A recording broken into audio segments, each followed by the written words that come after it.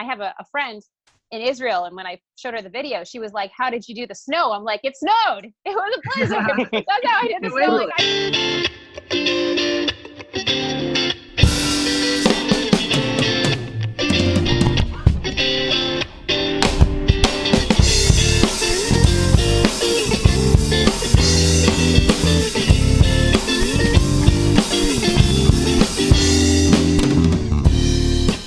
All right, so we got Kate Eppers, Derek Smith, Steve Constantino on the Cosmic Vultures podcast today.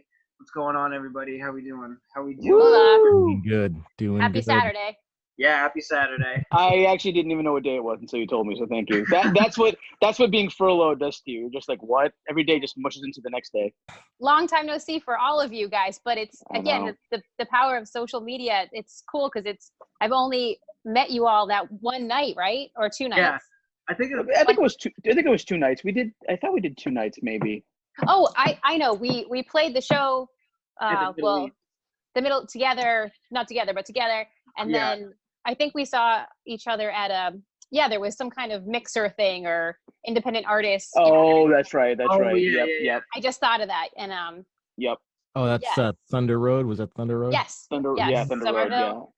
Yep. So, I think it was Jacqueline Gabriella's shindig. Yeah.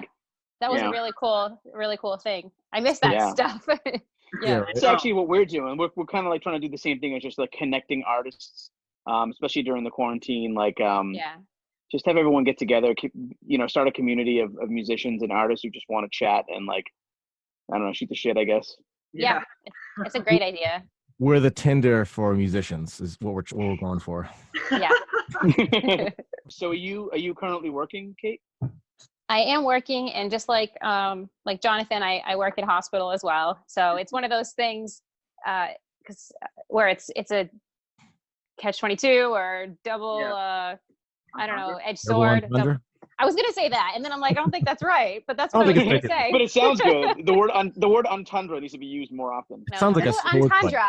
I'm a professor. Can they just be because everyone's like double entendre? Can they just be an entendre, or does it have to be double? Single entendre. What I'm about to say is going to be a single entendre. Uno entendre. But it's one of those things, like you've been furloughed. I'm so appreciative to have a paycheck and not be homeless, and I'm appreciative, but it's also scary to work.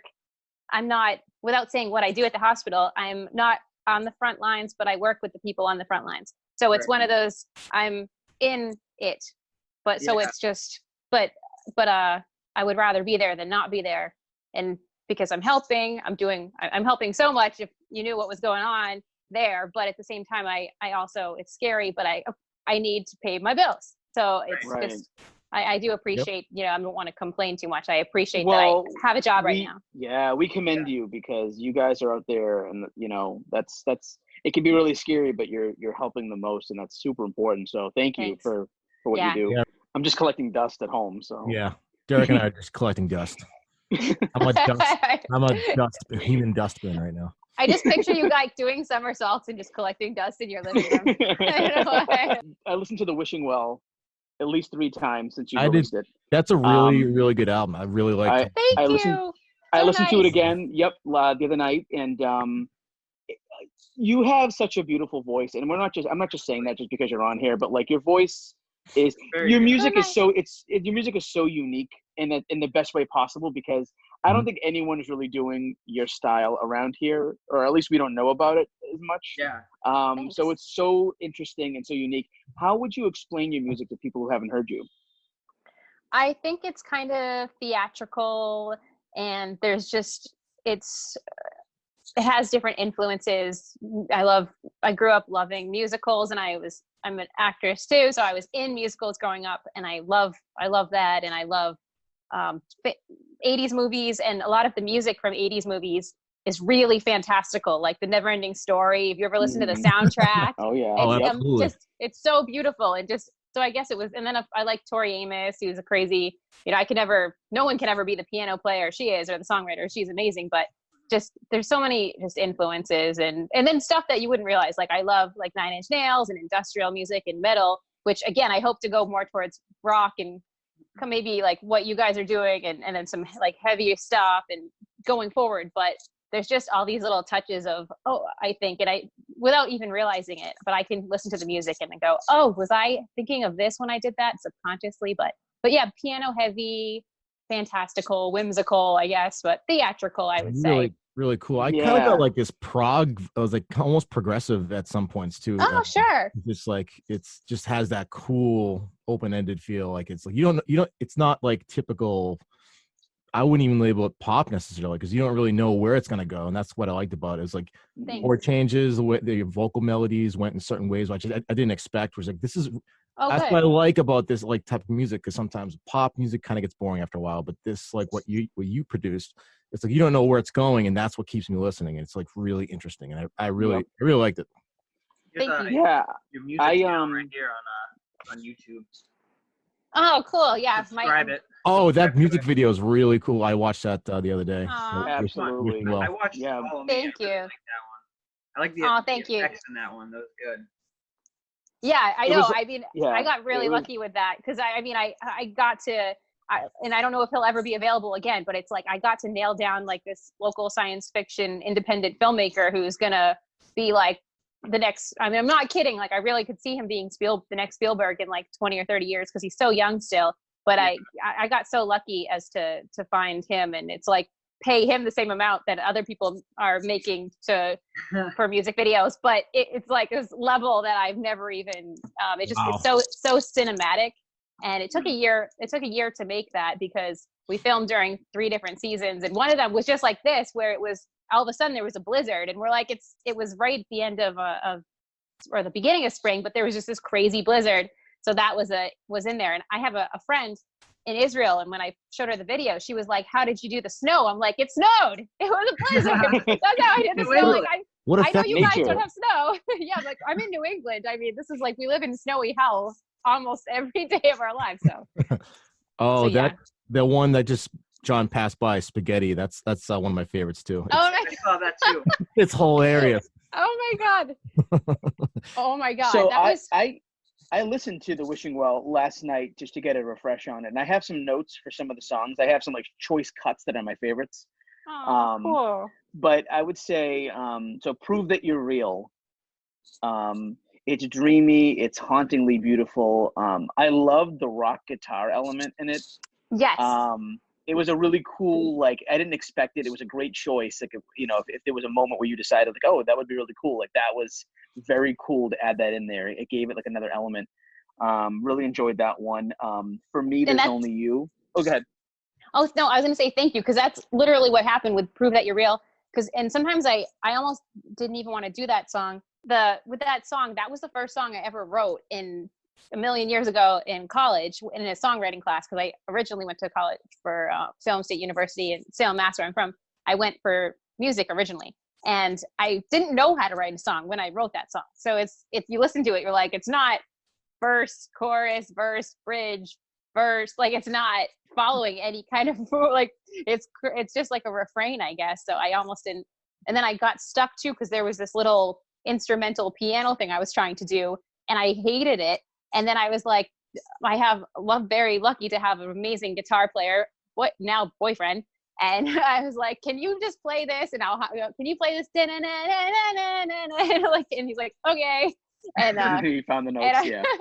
It's in there. And I'm so glad, because I didn't know how to fill that space. And again, that was such a weird song, which didn't even feel like a real song, but So it flows really well, even without the typical structure. So for me, There's Only You featuring Randy Barr. Yes, another great guitar player. Yeah. Yeah, I love the energetic drum beat in that one. It's like a jungle beat. Yeah, it was really cool. It felt like I was running through a forest while I was listening to it. But that's perfect. That's the perfect visualization. So I achieved what I meant to, I think. Yeah, that's a great one. Burn the City to the Ground. I think one of my favorites. Were your best lyrics on the EP or the album, whatever it is. I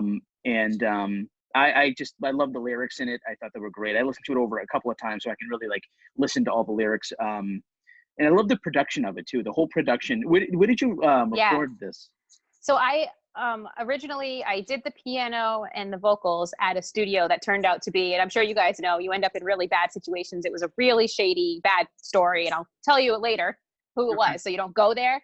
But I ended up switching just because it wasn't really like a safe or professional environment, is what I'm saying. So I switched to my boyfriend's drummer. He's in a band, One Time Mountain, and the drummer Matt Ballier is just such a talented engineer.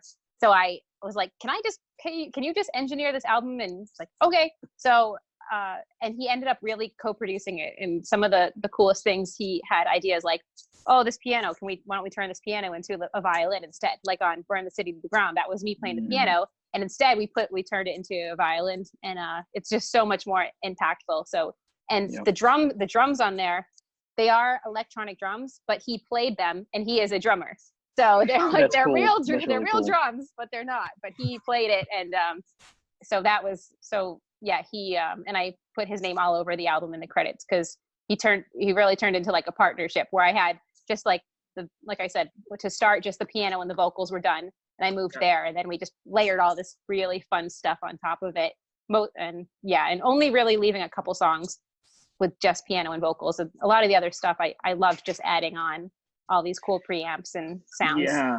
Isn't it amazing how when you write a song and you have an idea for it, you bring it to somebody else, how it can change, how they can add something to it that you didn't even think of. It's amazing how that happens. You do that exactly. a lot, Derek.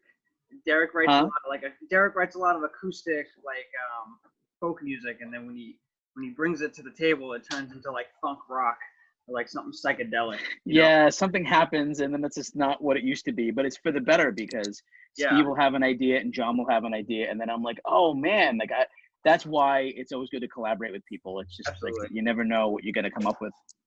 It's so important. And I was gonna ask you guys too what your method was as far as songwriting. So it's nice to get a little insight and just to listen to all of your music, and again, because you guys have such a unique, fun sound too. Talk about being different, and because just playing different places in Boston with different bands, and it's fun to get thrown together with different genres. But it's everything that you guys are doing. It's again just unique and fun, and it's just everything is so catchy. But it's fun to hear how it starts. It's like, okay, this one started with Derek or Steve or John, and then you gave it to him, and he was like, I really like this, but can we tweak this? Like, and you were like, screw you, or you're like, okay. So depending on. I think it has something to do with like starting with an acoustic guitar. Immediately for me, I try to be as melodic as possible, because acoustic guitars they're pretty. They have this pretty sound. It's always this like nice soft sound, this like James Taylor crisp sound to them, and then I bring, I sing this melody, and I have these like nice chord changes, or I think I do, and then I bring it to Steve, and he's adding like just really influential like bass over it. And I'm like, I never would have thought of that. And then John adds this riff, and I'm like, whoa. And then we have a new drummer, Akiba, and he's just unbelievable. I mean, my mouth drops to the floor when I watch him play. I actually stop sometimes just watch him with my mouth open. Yeah, he probably thinks I'm psychotic, but. And Steve comes over and goes. I close the mouth. Yeah, exactly. Yeah, we need that. But it's amazing how things are together. Like one of the methods we use, speaking of the writing process, I don't know, Kate, if you experienced this. Like, I know you obviously write songs out, and it's kind of like structured, that kind of method. Have you ever like dabbled in like improvisation in like kind of avant-garde kind of style with other musicians to see what comes up? Because that's kind of sometimes we do that. We'll do these open-ended jams for like. We'll record the whole thing for like an hour, and then the song. Go back and listen to it and see what. And then the song, Seven Witches or Hammer we wrote was in minute 20, and that's like, okay, that's going to be a song, and then it takes a few more weeks to develop it, and then kind of births out of that. I don't know if you've ever experienced that kind of writing process, or are you more like the traditional sit down, write it out kind of method? I am, but that's only just because that's all I've kind of known so far. But I'm so open to all of that because I know the importance of it from just everything you've saying and working with seeing other musicians, and also having other musician friends where I see that they're writing the same songs over and over and over.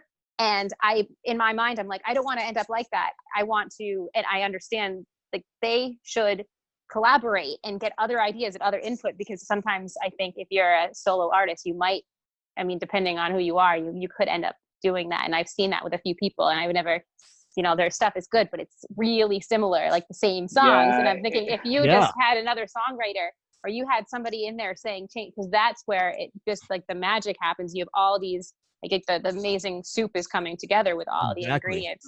You have to, that's cool, that what you were just talking about, like, and I would be open to that. And I mean, because if you're not learning and growing, and you got to listen to other people, but I love that idea of the anytime you want to try that improv jam, let us know. We'll set something up. We'll do a little improv. Yeah, that'd be really fun. Yeah. Because that's kind of what can come out of it. Yeah. This channel, that's what we do. It's like we talk a lot on this channel. Like, that's one of the main reasons we did this is to actually not only discuss things and talk to other musicians, but we want to like play with other musicians too and collaborate. And kind of the whole essential theme we're trying to go for here is bring the community together, because we find that most bands and artists tend to kind of just be a little bit isolated and kind of do their own thing, which is cool. But we want to also talk about collaboration and writing music with other musicians together. We think that's kind of like an untapped thing not many people are doing. So that's kind of like one of the main things why we started this channel, what the purpose is of it's so easy to get into like a songwriting rut where like you know, I've written this like 15 times now. I'm stuck in this chord progression. I'm stuck on this chord. I keep playing the same thing. But, you know, when we first started, it was like we all had different influences, which was so cool to put it all into a pot and mix it up. You know, I grew up loving the Beatles and like 60s and 70s music. Me too. John brought in this like Jimi Hendrix element and Red Hot Chili Peppers element. Steve, Steve's into Fish and these great slap bass players, Sly and the Family Stone, like Stanley Clark, and then Akiba's into reggae, which we've never even like tried. So now we have a whole different element in our music. So you put it all into a pot, and you mix it, and you see what comes out of it, and you're like, "Whoa, what is this now?" I can't even describe it. I feel like Akiba's a musician because he'll whip out like a samba beat and then do like a time change and then do like he can change from like style to style to style. You know what I mean? Yeah. When he first started playing with us, you kind of get a gauge for how fast people can learn, and like I realized right away he can learn really fast. So I didn't even give him a second. I'm like, all right, you got that down? Like with this song Colors, that's like even hard for us to play. It's like a 12-minute prog kind of song, and I'm like, all right, you got that? And it was like the first time. I'm not even thinking that he just started playing with us. I'm like, oh, you got that, right? Let's go. All right, let's play it. I forgot that. He's wicked quick. So wow. But so it was fun. So what I get out of your music, especially Kate, is like a almost like a Baroque and Renaissance sort of thing out of it. I love. There's at least flavors of that, and it's just really, really interesting. There's one of my favorite bands of all time. I don't know if you've ever heard of them. They're not quite like mainstream, but they got a lot of followers. They're called Grizzly Bear. I'll have to look it up. They're really good. Kind of like they're considered like a psychedelic folk or Baroque. And it's like I think somebody who like writes like you do, I think you'd find them really interesting because they have a lot of great harmonies and a lot of cool things. They're like from New York. They're very artsy. Have a lot of cool videos. But so you're nice. Yeah. You're into film too. You had mentioned, and I know that from seeing previous things. When did you get into film? So I started. I was already doing. I started acting actually when I was 8. So I've always done theater, and I love being in plays and everything. And then in 2013-ish, I had a friend who was making music videos just locally, and was like, "I'm going to cast you," and I'm like, "Cast me? I'll be casted, okay." And then I was just like the girl in a local. His name is Anthony Colarusso. He's just a really, really cool singer-songwriter, guitar player. And I just was like the girl in the video that broke his heart. And I'm just walking through a park, but it was so much fun. And then I ended up being in a bunch more music videos just through just auditioning and finding her, like the connection through my friend Shannon Carter. She's an actress as well, actress and director, and she directed For Me There's Only You, that first music video of mine. Mm-hmm. So I started with a bunch of music videos. I was in maybe 6 music videos, and then I was just like, I did a play, and it was so much fun. I hadn't been in a play in a long time, a musical, and then I was just like, this film thing is really cool because it's a ton of work, I'm sure, but it's so different than being in a play because if I mess up, I could do it over again, which is amazing. Yep, and absolutely. it was so, and it's just funny too, because seeing yourself on film is a whole thing where, I mean, just as anybody, especially as a woman, like it is hard to watch because you're looking in the mirror, you're like, oh, I look good. And then you see yourself in film and you're like, please tell me I don't look like that. So there's a lot, like I'm just a lot you have to kind of get over, because playing characters that are not like you're not when you're acting, you're not pretty, because you have to be real and you have to be ugly and emotional. And but anyway, I did auditions and I didn't get super far because I realized there was like a kind of a community, a big community. And I was like, I got to break into this community of independent actors and musicians and independent actors in film in New England. So I was an extra in like 2 movies, and it was just grueling and long, but I made a bunch of friends. And through that, I ended up getting cast as leads in some things because they were like, oh, that girl was really nice and she was really helpful. And she wasn't a diva or whatever. And so it was just like networking. And then 7 years later, it's like full-blown addiction, just independent film, like just love it. Yep. Now you mentioned theater a couple of times. I am a huge theater person. I did it in college. Yep. I was the president of the Performing Arts Council, and I did at least 12 productions with it. So into it. So I'm into musical theater like you wouldn't even believe. Stephen Sondheim is like my idol. Yes. What are some of your favorite productions you've been in, or just in general? Well, you see Stephen Sondheim, what was I going to say? West Side Story is one of my favorites, but I never got to, I haven't been in it yet, but the favorite one I've ever been in was Joseph and the Amazing Technicolor Dreamcoats is my favorite. Oh, yep. It was, because in high school, I remember I was in it, but I didn't get cast, I was just like this little part, and I was like, ugh, but it was still a lot of fun. Mm-hmm. And then I didn't get to be the part I want. I didn't even get to audition for the part I wanted in high school, but this is like Salem High School back in the day. So anyway, then like whatever years later, I auditioned for a big, not local, not Broadway or anything, but like a Boston production. And I ended up getting the part I wanted in high school. And I was like, yes. Nice. So I got to redeem myself. That's awesome. And it was fun because it was really cool. And it was like a community. It was just really, really fun. And I had it's like I was in the whole thing as a dancer, but I also, because sometimes, you'll do like dual roles. So I also got the big part of the character's name is Potiphar's wife. So basically like there's this Pharaoh and he's evil, and he's enslaved Joseph, who's the main character, and I'm his wife, the Potiphar's wife, and I try to like seduce the main character. And it was in a very very PG rated way. It was really cute because it was like a family thing as well. So I got to have like the one big scene with the lead character and sing. I got to sing like two lines solo, but still I was like, nice. Solo counts. So, that's really awesome. But Joseph and Phantom of the Opera, I love is, and you can probably a lot of that influence in like Burn the City to the Ground too. Like you see, I put those the organs in there. I'm like, we gotta have organs. That's awesome. But wow, 12. What's your favorite? 12 productions. Man, we did a bunch. I guess it was considered professional is what it was. It was a theater company did something in Gloucester. The director's name is Matthew Woods. And I've done everything I've done has been with him. And he does every year he does a panto, and it's like an old English type of production, and it's always really, really funny and really comical. And we did one called Mother Goose, and he wrote it, and it was basically Mamma Mia but with Mother Goose characters. So the character of Mother Goose was played by like a 60-year-old British man, and he fell in love with the butcher, the baker, and the candlestick maker, and I was the butcher.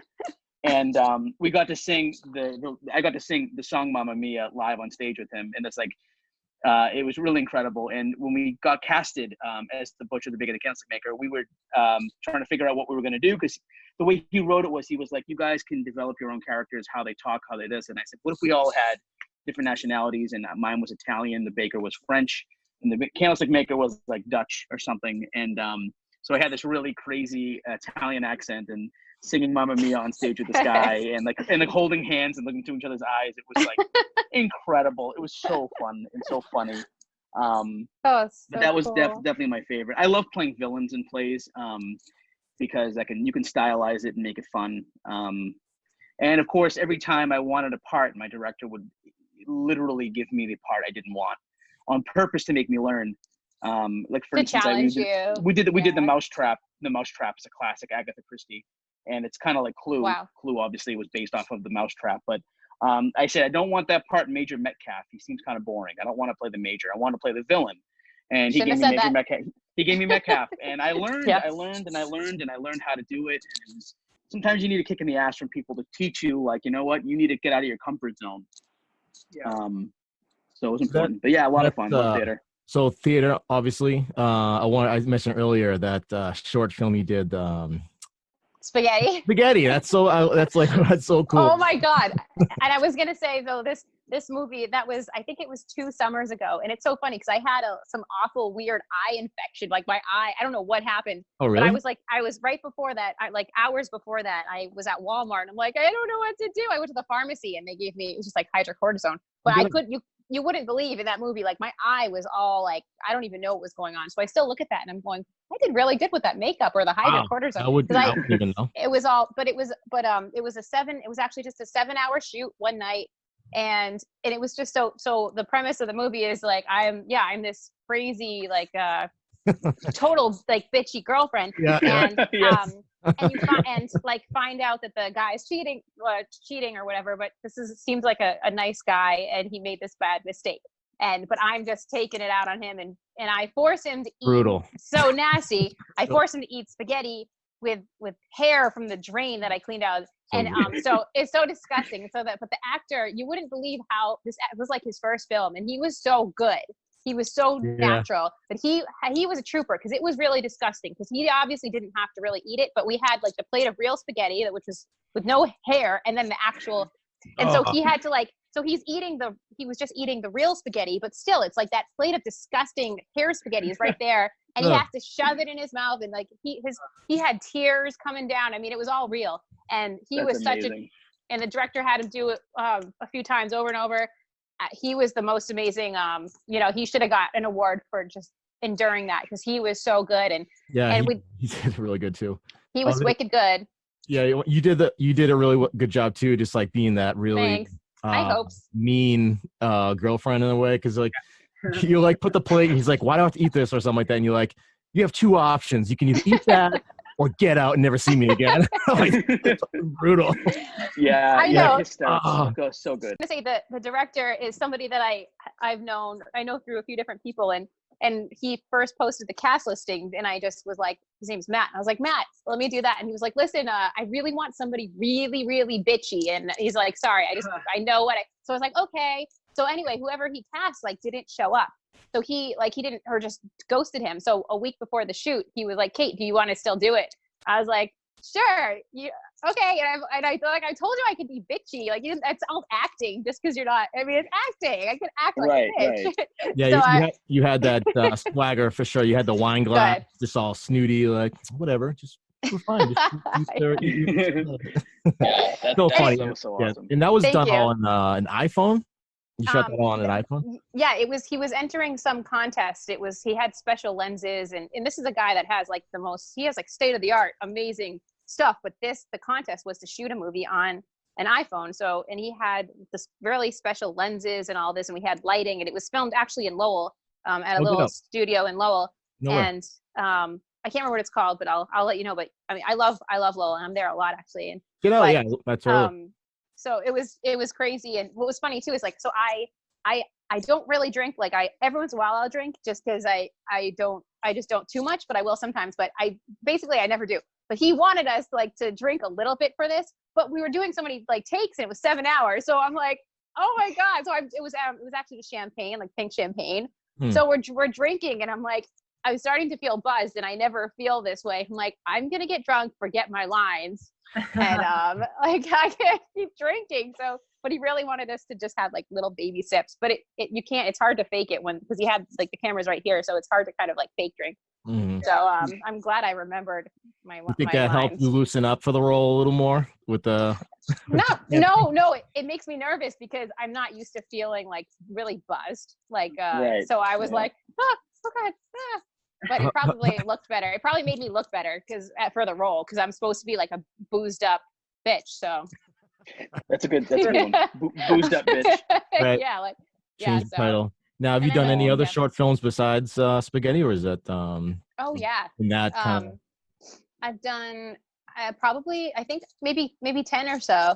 I think it's Oh getting wow! up there. I'm totally out of the loop then. I'll have to check. Oh no, it's okay. You have to send me some of those links because Yeah, I'd like to see them. I really enjoyed that one. That's on YouTube. Thank you. Like there's a lot of the stuff isn't on YouTube or anything. A few things are that some of the more recent things that I was in, the directors just put them on Vimeo and YouTube because of the circumstances. They didn't get to do a premiere, and they're like, you know what, I'm just going to show this to everybody. So a few things are, but some of my favorite things that I've done, the short films, and I did one full length feature. They're not anywhere to watch yet, but I have Dropbox links to stuff, and I'm more than happy to send you guys links if you wanted to. Yeah, you know, links because we can post it. Post it in the when we post the video. So yeah, we definitely will. Links. Yeah.